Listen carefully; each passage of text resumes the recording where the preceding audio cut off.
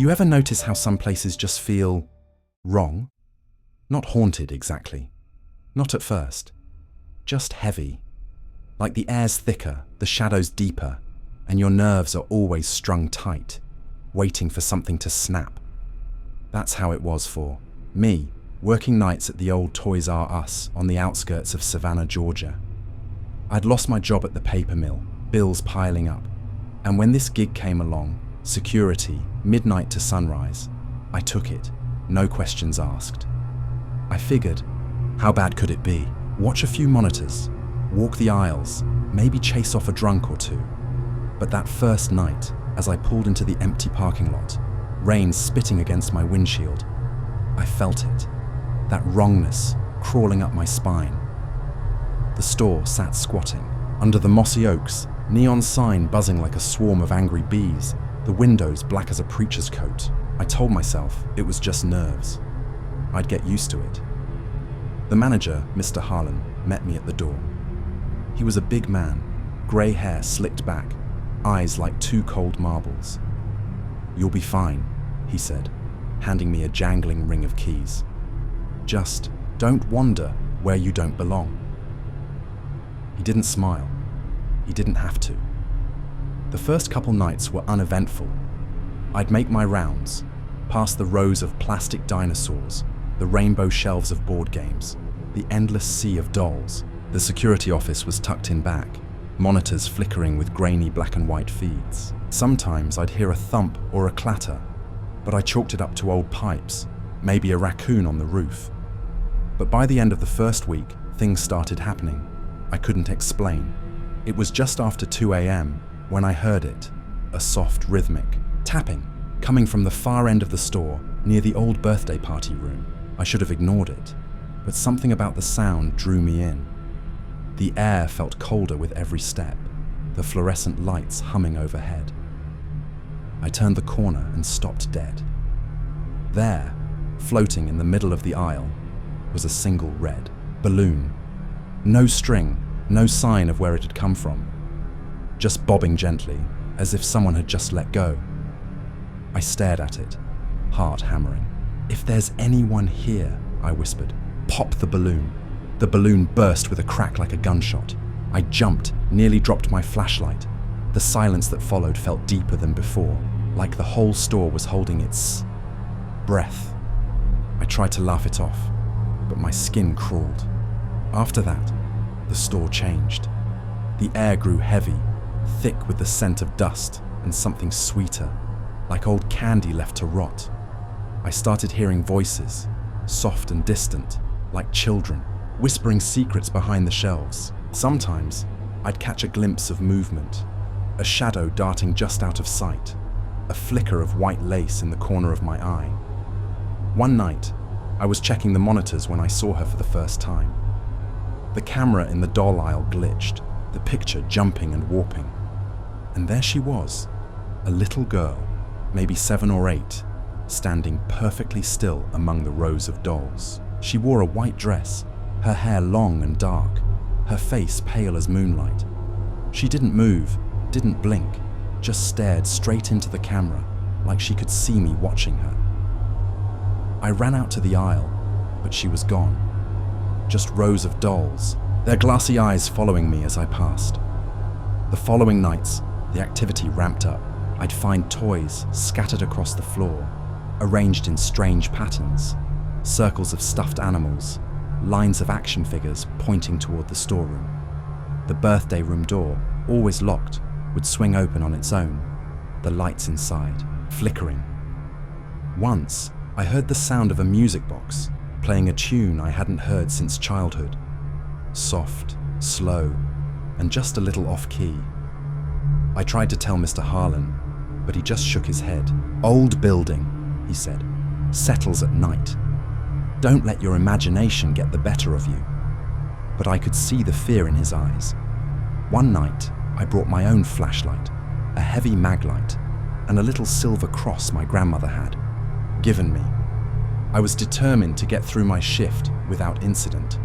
But as the clock struck 3 a.m., the lights in the store flickered and died, plunging everything into darkness.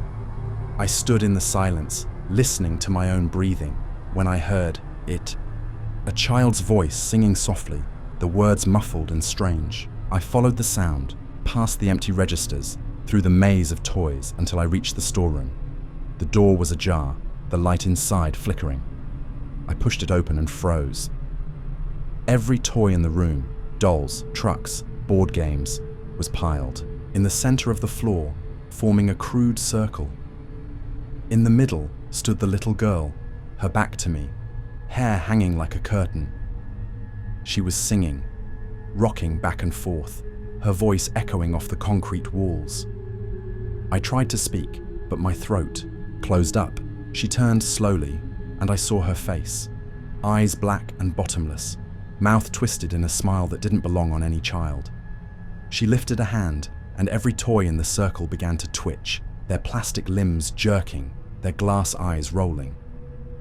The singing grew louder, filling the room, pressing against my skull. I staggered back, tripped over a box, and hit the floor hard.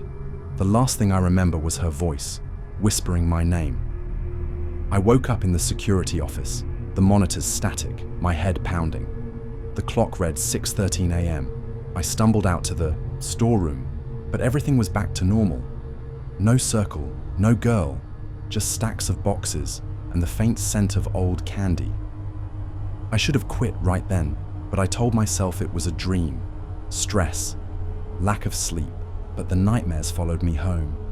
Dreams of the little girl, her eyes burning, her voice calling me back. The next week, things got worse. I started seeing her everywhere, on the monitors, in the reflection of the glass doors, even in my rearview mirror as I drove home. The toys would move on their own, stacking themselves in impossible ways. The birthday room, once a place of laughter, now felt like a tomb. One night, I found a message scrawled on the wall in crayon. "Play with me." My hands shook as I scrubbed it clean, but the words kept coming back, night after night. I started digging into the store's history, asking around town.